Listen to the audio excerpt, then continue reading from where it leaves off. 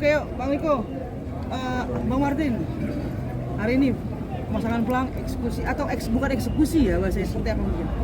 Selamat sore rekan-rekan media. Mungkin kami harus menjelaskan secara detail sehingga ada kejelasan. Pada kegiatan hari ini, kami bukan merupakan eksekusi, tapi kami di sini hadir untuk mengambil kembali tanah milik ahli waris atau klien kami yang dikuasai oleh PT Arjuna. Kenapa kami katakan PT Arjuna itu menguasai tanah milik ahli waris? Karena berdasarkan fakta persidangan sudah terungkap bahwa tanah milik PT Arjuna itu bukan terletaknya di sini, yaitu di RT 1 RW 2. Sedangkan tanah milik ahli waris ini terletak di RT 5 RW 3. Dan kami perlu sampaikan juga bahwa sertifikat yang dimiliki oleh PT Arjuna itu berasal dari sertifikat 114 yang berada di Jalan Kedoya. Kemudian dilakukan pemecahan menjadi 3 sertifikat, yaitu sertifikat 3523, 3524, dan 3525 ditempatkan di sini. Atas hal tersebut, pada tahun 2013 pada saat ada kegiatan di sini, ahli waris itu sudah mengupayakan agar PT Arjuna itu tidak melakukan kegiatan apapun di sini. Atas hal tersebut, ahli waris membuat laporan polisi di Bareskrim. Dalam proses penyelidikan dan penyidikan sampai tahap penyidikan, ahli waris atau kuasanya dilaporkan kembali oleh PT Arjuna dan proses di Polda Metro Jaya itu sampai tahap P21. Sampai dalam persidangan dan dilakukan sidang lapangan atau sidang PS dengan majelis hakim bahwa terbukti tanah milik PT HD Arjuna bukan terletak di sini. Ini adalah milik tanah ahli waris berdasarkan Girik 351 Persil 102 Darat 2 seluas 24.000 meter persegi. Terima kasih. Oke, Bang, ini kan tanah milik ahli waris ya, Bang. Tapi sudah berdasar putusan sudah ada, tapi tetap berdiri bangunan ini sendiri, Bang. Mungkin abang-abang ini gimana solusinya, Bang? Kan nggak mungkin angkat bangunan ya, Bang. Solusinya sederhana, simpel aja. Bahwa kami ini juga tidak kaku. Kalaupun kami datang di sini dan kami ada pemasangan pelang di sini, kami juga buka ruang mediasi. Tinggal apa yang menjadi hak dan kewajiban masing-masing pihak, sehingga tidak ada yang dirugikan di sini. Karena kita lihat bahwa selama ini selalu masyarakat kecil yang dikorbankan.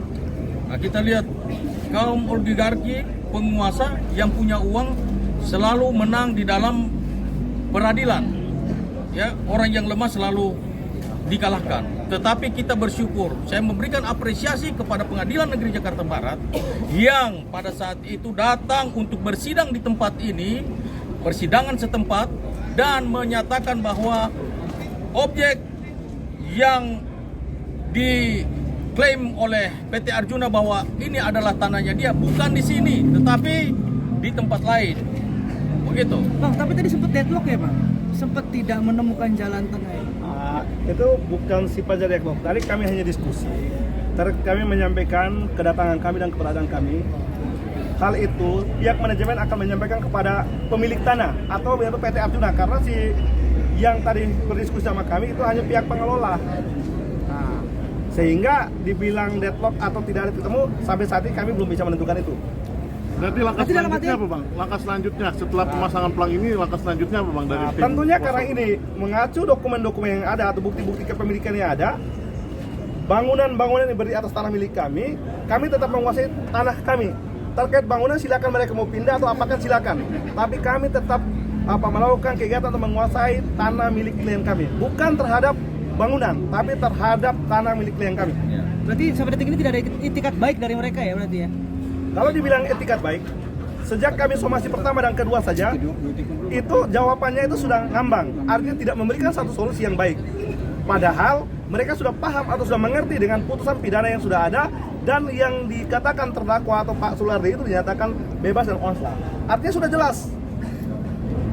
Oke, Bang, dengan dipasangnya pelang, tim kuasa hukum dari DPP Grip Jaya sendiri ketika tidak tidak lagi nanti digubris Bang, apa yang akan dilakukan Bang? Ya pokoknya kita kuasai ini sampai selama-lamanya, sampai punya kepastian hukum yang jelas. Tapi yang jelas bahwa ini adalah objek tanah yang diklaim oleh PT Arjuna adalah milik klien kami.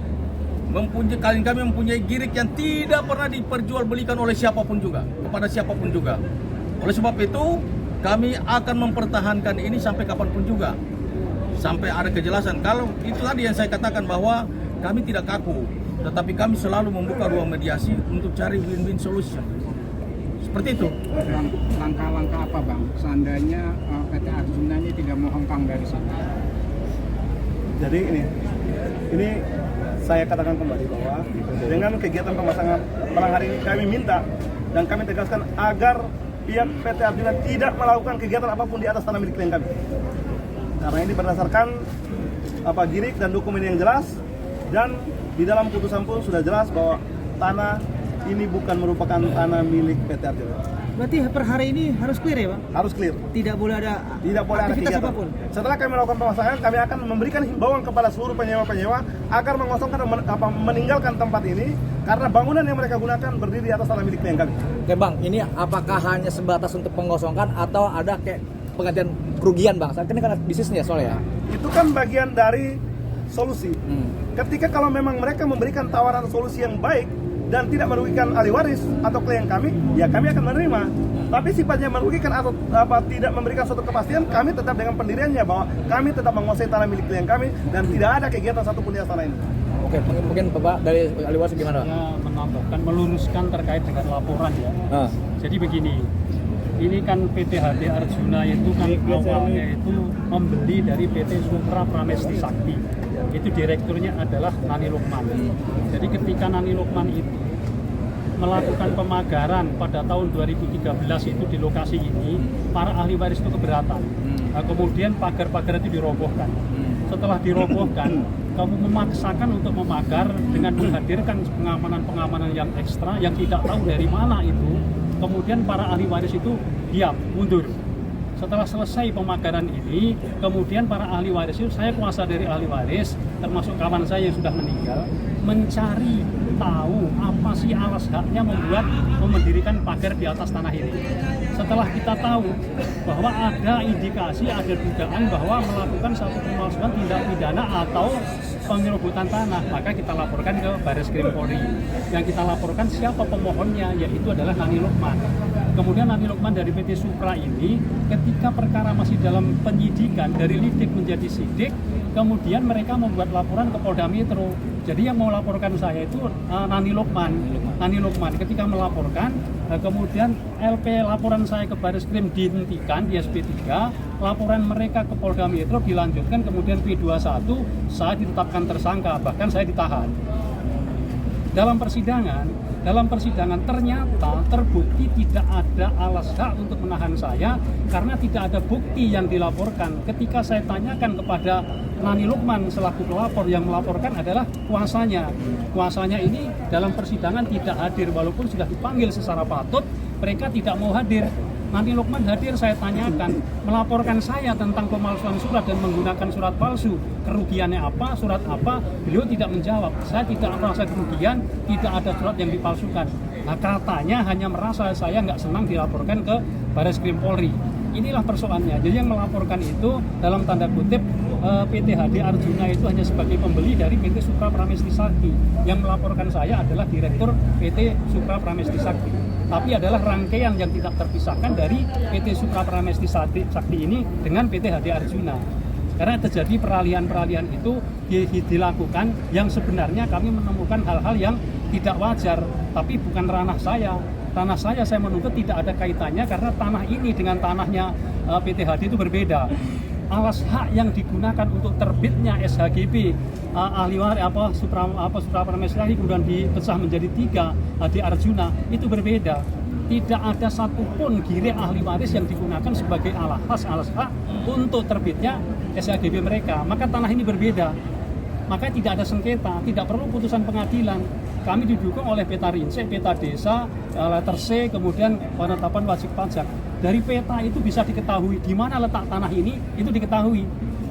Dan ternyata setelah kita dapat petunjuk dan informasi, alas hak gire-gire yang digunakan oleh PT Supra Pramesti Sakti itu menurut keterangan lurah menjawab permohonan surat dari Kepala Kanwil adalah fiktif.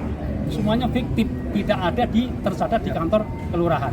Nah, kira-kira itu gambaran. Bang Riko mau nambahin mungkin? Nah itu saya Atau nambahkan Bang Yose sedikit dia? bahwa dari rangkaian seluruh cerita ini, inilah modus operandi mafia tanah dan mafia hukum.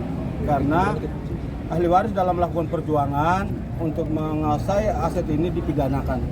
Di dalamnya modus operandi mafia tanah yang bekerja. Makanya kami menggunakan baju sekarang ini aliansi mafia tanah. Itulah terjadi mafia tanah di dunia BPN, bahkan di polisi mafia hukum. Tapi penjaga gawang masih memiliki keadilan. Dalam hal ini pengadilan Jakarta Barat membebaskan. Itulah kalau penjaga gawangnya bagus, inilah buktinya. Terbukti mafia tanah bermain di dalam lokasi tanah ini. Ini mafia tanah dan mafia hukum yang bermain di tanah ini. Bagaimana lokasi dia di apa namanya? Di Teluk Gong, tapi dia bawa tanahnya di sini. Suratnya. Ya oleh karenanya kami hanya menguasai tanah ini kalau mereka tidak menginginkan bangunannya di bawah saja. Tanah ini tanah milik ahli waris. Ya sekiranya dia ada mau solusi ya silakan dia bayar kepada ahli waris. Itu aja solusinya. Bang, satu lagi Bang. Ini kan sudah berjalan dari 2013 Bang. Berarti ini ada kerugian yang ditanggung oleh pemilik tanah. Secara ini dikuasakan oleh Pak Sulardi. Ada nggak langkah-langkah hukum terkait kerugian itu Bang? Dari 2013 Bang sampai 2026 ini? Dari Ada surat langkah-langkah? kita itu kami sudah membunyikan, tapi nilai angkanya kami tidak bunyikan. Secara kerugian materi dan materialnya yang jelas ahli waris dirugikan. Tapi balasan surat kami itu malah kami dianjurkan untuk melakukan gugatan tun, sedangkan kami tidak punya urgensi untuk melakukan gugatan karena lokasi mereka bukan di sini. Kalau lokasinya di sini ya kami gugat. Girik juga bukan punya kami yang digunakan, orang lain. Makanya kami tidak ada urgensinya untuk menggugat mereka. Itu dari pengacara membalas surat juga tidak ada solusi karena dia mau menantang kami di forum peradilan.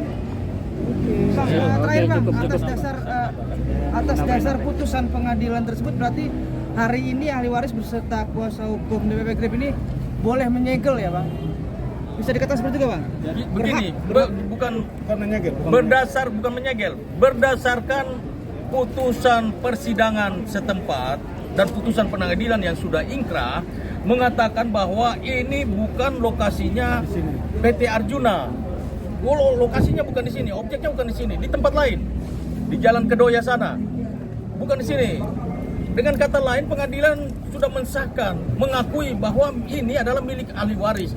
Apapun alasannya mau buat sertifikat di seluruh Indonesia ini, harus punya alas hak dan yang jelas. Itu poin yang pertama. Jadi dia nanti ikutannya adalah dia punya peta lokasi, dia punya ukuran berbatasan dengan siapa dari selatan, timur, barat, utara, ada batas-batasannya semuanya. Dan jelas-jelas bahwa di dalam peta itu dan girik pun SHGB-nya itu bukan alas haknya Girik 351 itu bukan alas haknya ahli waris. Jadi selama dari 2013 sampai sekarang PT Arjuna menduduki ini secara ilegal. Oh gitu. Jadi kita datang ke tanah kita sendiri. Terus dia suruh gugat. Masa saya mau gugat tanah saya sendiri? Yang benar aja. Yang harus gugat itu dia harus gugat kita, bukan kita yang gugat dia. Oke, makasih Bang. Ya ini satu lagi nih. Saya mau tambahkan terkait pertanyaan dari beliau tadi. Dari 2013 dikuasai, apakah akan menuntut ganti rugi? Itu ya pertanyaannya. Ya. Jadi kami jelaskan, kami kuasa dari ahli waris bahwa ahli waris itu tidak mempermasalahkan masalah kerugian. Intinya ahli waris itu memiliki hak di sini bisa kembali kepada kepada ahli waris dengan bentuk apapun menyesuaikan. Jadi fleksibel. Jadi tidak harus kita menuntut kerugian selama dari 2013 sampai dengan sekarang. Jadi kita fleksibel untuk kita memperoleh kembali tanah ini dengan cara apapun sepanjang itu kita sepakat dan tidak merugikan, kita mengikuti jalan yang terbaik. Ya kira-kira begitu. Ya mungkin terakhir sedikit. apa yang terjadi hari ini adalah penegasan bahwa tidak selamanya orang kecil itu bisa selamanya ditindas gitu. Karena ini membuktikan bahwa fakta-fakta persidangan lah. Jadi apa yang kita sampaikan tadi, apa yang disampaikan barusan itu bukan asumsi, tapi yang kita sampaikan adalah fakta-fakta persidangan yang ditemukan di dalam persidangan yang akhirnya membuka tabir bahwa ternyata mereka memang punya sertifikat, terlepas sertifikatnya asli atau tidak, tapi yang jelas lokasinya bukan di sini. Dan kita menempati tempat ini, mendatangi tempat ini bukan tanpa alasan. Kita masih punya girik, masih punya legal standing yang keabsahannya masih diakui sampai dengan saat ini. Jadi untuk saat ini yang kita harapkan adalah pertama, adanya itikat baik dan pengakuan dari pihak yang telah gagal membangun tidak pada objek sertifikat miliknya dia. Pengakuan dulu, pengakuan itikat baik. Nah setelah adanya pengakuan dan itikat baik bahwa mereka telah salah membangun bukan di tanahnya mereka, ahli waris juga kita lihat legowo kok untuk membuka ruang-ruang mediasi. Tapi selama mereka masih ngotot, masih mempertahankan sesuatu dengan cara-cara yang tadi disebut cara-cara mafia, masyarakat kecil didampingin dengan kuasa hukum kita akan lawan sampai dimanapun. Itu saja. Oke. Foto dulu nggak foto? Foto dulu.